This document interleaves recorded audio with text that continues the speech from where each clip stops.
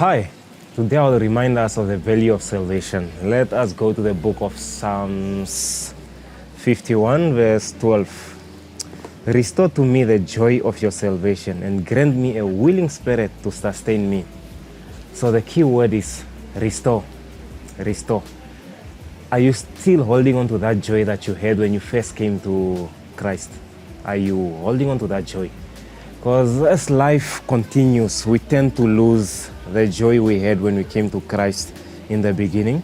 So we want to find joy in the other stuff, in the worldly stuff, but are we still holding on to the joy of salvation? Because the joy of salvation does not change. Salvation does not change regardless of what circumstances you are in.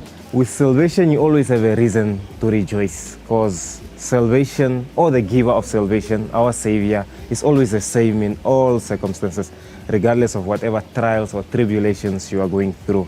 Difficulties will always be there. We cannot avoid difficulties as believers, but we are given a reason to rejoice in all seasons. And that's the joy of the fact that you are saved. You are saved from this world and you do not belong to this world anymore.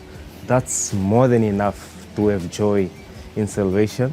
And Philippians 4, verse 4 reminds us to rejoice in our Lord, for He is the one that saved us, and He is the same through all seasons, today, tomorrow, and always.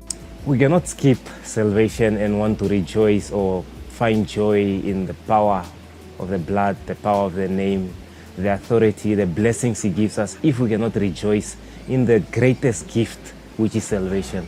From salvation, we receive everything.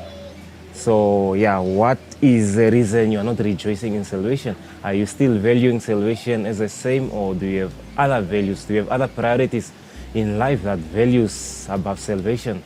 For in the end, after the second return of our Lord and Savior, all that matters is salvation. He reminds us to hold on to that crown so that no one can take it from us. So are you holding on to that crown so that no one may take it from you?